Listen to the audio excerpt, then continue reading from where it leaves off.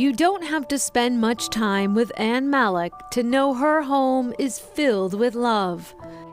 Jasmine was 7 and Dara was 5 and BJ. A proud mother of 3. Family pictures, vacations, milestones frame the walls. Memories that Ann wasn't sure she would be here to see.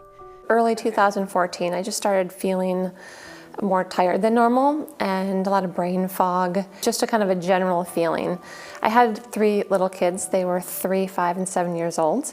Not unlike many women, Ann passed off the feeling as just a tired mom juggling life. Eventually, she saw her doctor. She was anemic, treated that, but still, the offness, as she describes it, continued. I just felt a fullness, and so I recall asking my doctor, like, what is here? Is this my liver or my ovaries? And all my blood work turned out just normal. Though she says she wasn't feeling depressed, she turned her focus inward. Thinking that it was then my mental health, I really tried to address the mental health by doing some more exercise and, trying to have a positive mindset. All the while, Ann had a dangerous, aggressive condition rapidly spreading through her body.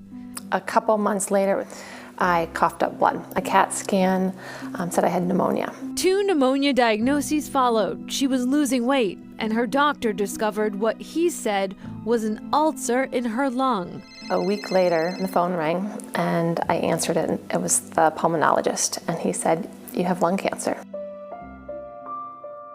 Ann, who had no risk factors, was diagnosed with stage 4 lung cancer at the age of 39.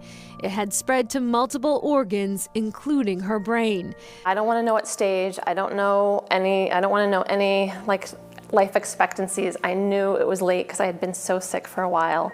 Her husband would carry that weight for her. There was no point in bringing any information to Ann on what we might discuss, but I was not prepared to find out that the doctor said she had a month to live. There were 3 doctors in the room. One was a woman, and she was crying.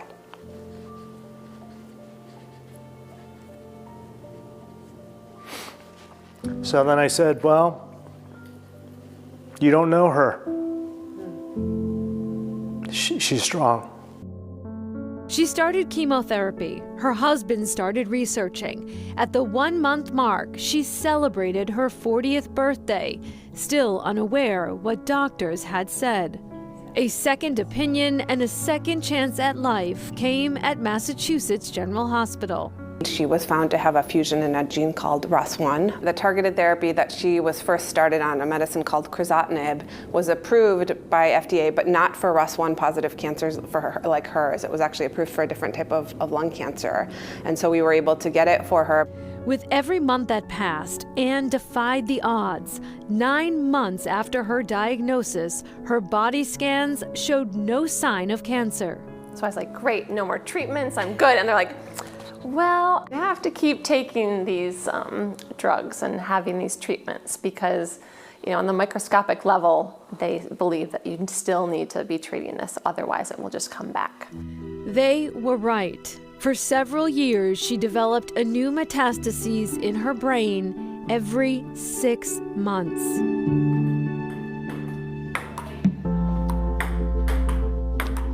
Today, 10 years since her diagnosis, her cancer screenings have been clear since 2021. Her young children are now well into their teenage years. But having the kids gave me a lot of fight. I really was scared that they wouldn't remember me. Ann credits the science for the living, the thriving. She says that's all about her mindset. Sometimes you just have to get through it, but as much as you can, look for the beauty in it. Those silver linings, the love, the care, and the kindness. Belief is so important, and I would listen to other people's stories so I could form a belief that it was possible. So it's such a gift for me that I can be here and share my story so somebody out there knows that they can survive and they can thrive. It's an incredible story, Really and is. Anne's most recent scans show no cancer whatsoever, and she has started an online meditation course for cancer survivors. If you're interested, details about that on our website. And this is interesting. When you ask people what the #1 cancer killer of women is, most people say breast cancer. It's not. It is lung cancer. And while lung cancer diagnoses are going down, researchers say new cases are higher in women than men, and there's really no explanation as to why. We've heard that. Coming up, first aid from shellfish.